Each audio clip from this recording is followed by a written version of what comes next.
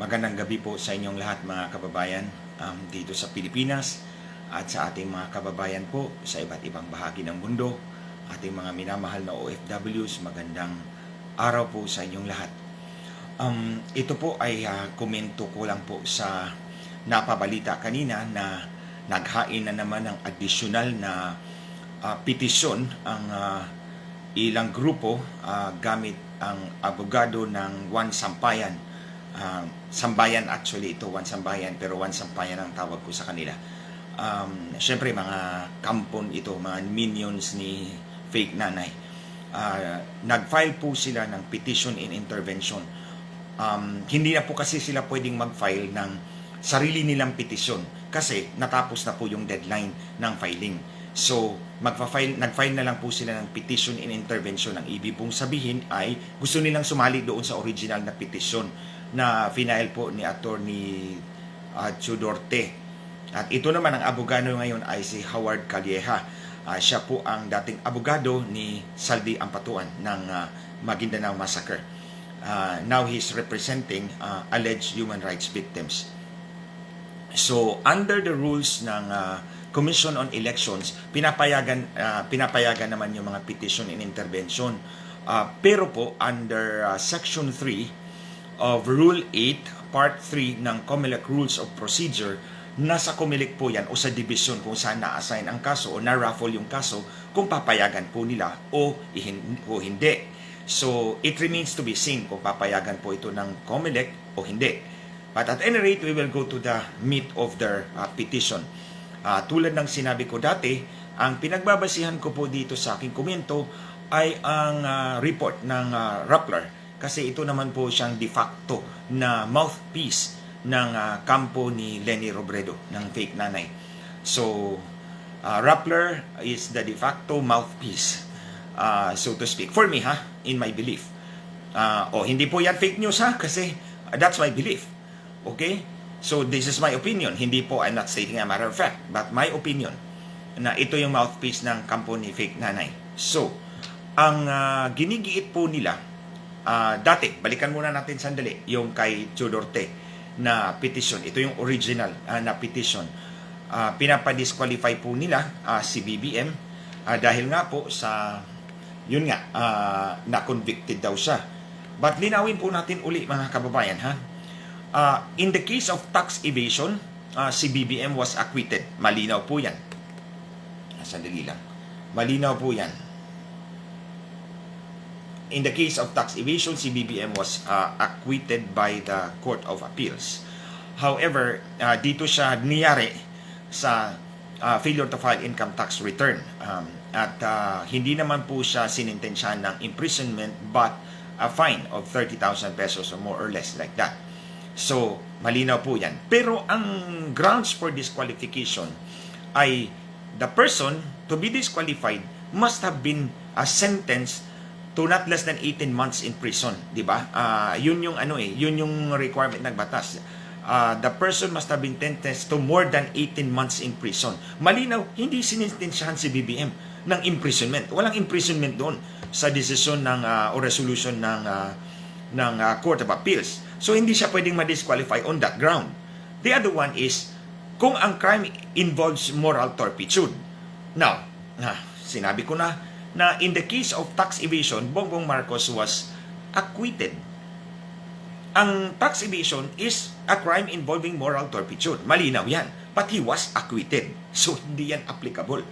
So, niyari nga siya sa failure to file income tax return, which is not a crime involving moral turpitude.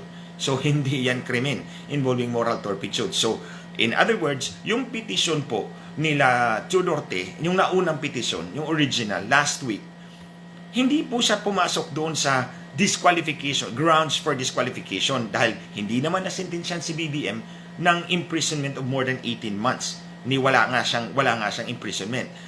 Niyari siya doon sa income tax return, failure to file, which is not a crime involving moral turpitude. So therefore, the case is weak.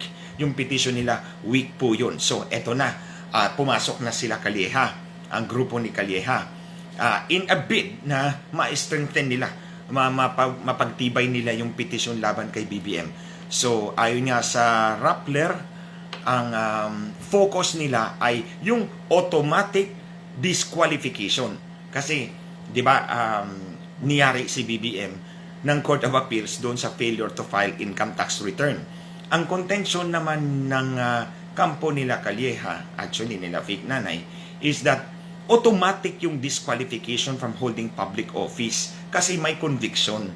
So, ang pinagbabasihan po nilang batas ay yung 1977 National Internal Revenue Code. This is this is Presidential Decree 1158. No? Presidential Decree 1158, a decree to consolidate and codify all the internal revenue laws of the Philippines.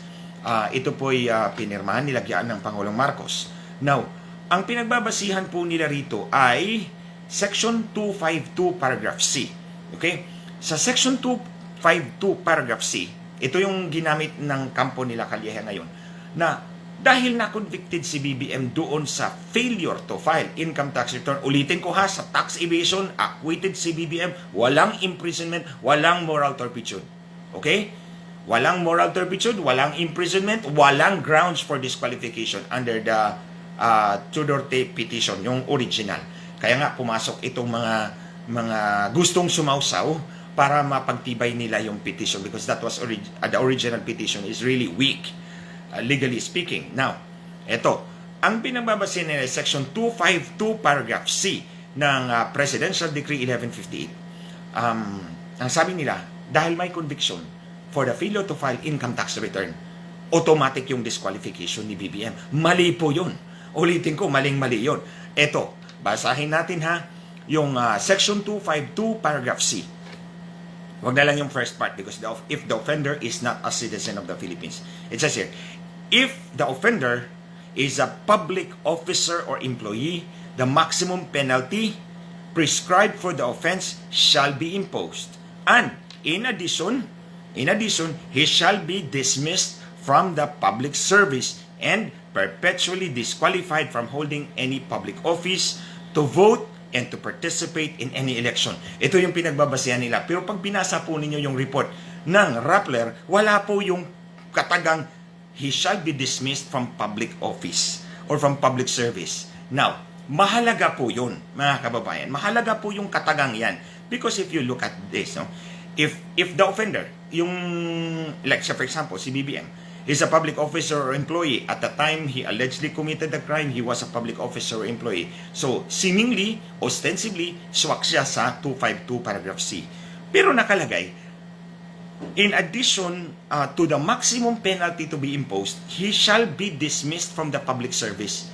Basahin niyo po ang resolution ng Court of Appeals. Walang dismissal of BBM in the public service.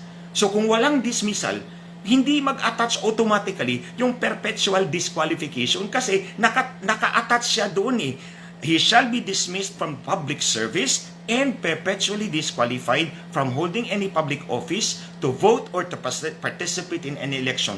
So itong perpetual disqualification, doon ito naka-attach sa dismissal from public service. Ang problema ng mga petitioner na ito, walang dismissal doon sa resolution.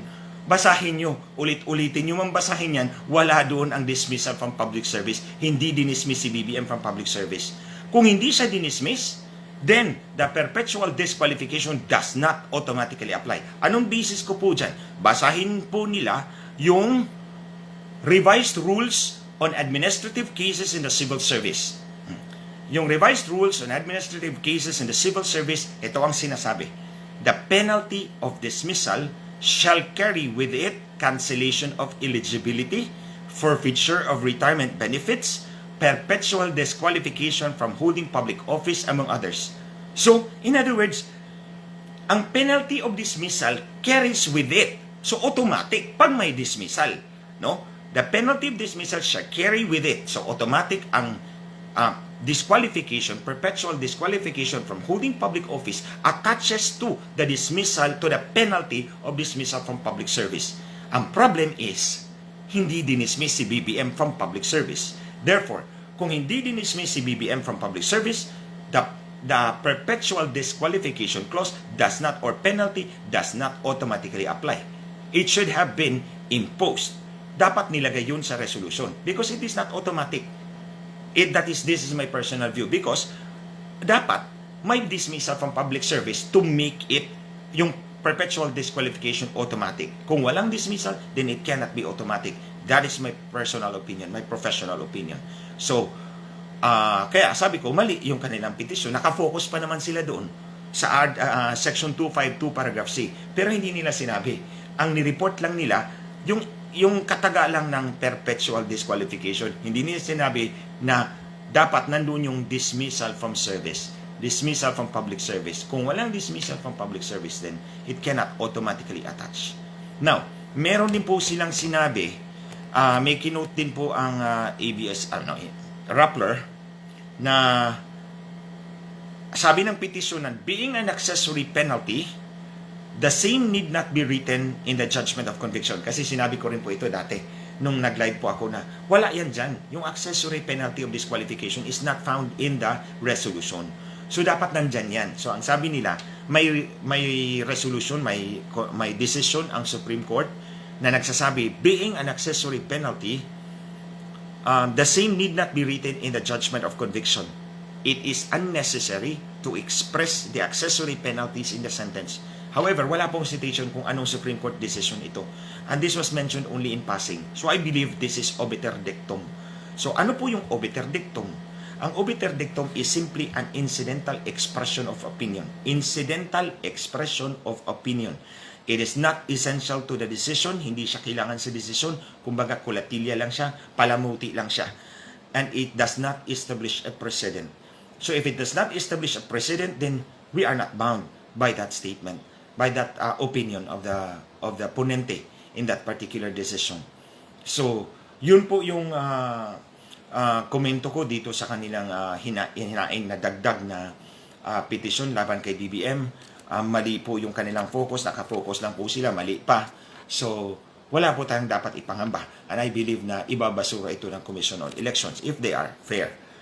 Now, palagi kong sinasabi na ito ay bahagi lamang ng black propaganda ng fake nanay nila. Kasi po, kung tingnan po ninyo, nagsimula po ito doon sa opinion piece ni former Justice Antonio Carpio na siyang convenor ng One Sambayan. One Sambayan. And One Sambayan has gone out in total support kay fake nanay. And then on the other hand, si Attorney Calleja is also a convenor of One Sambayan. So hindi mo ma-detach itong mga petisyon na ito kay Leni Robredo, kay fake nanay. And finally,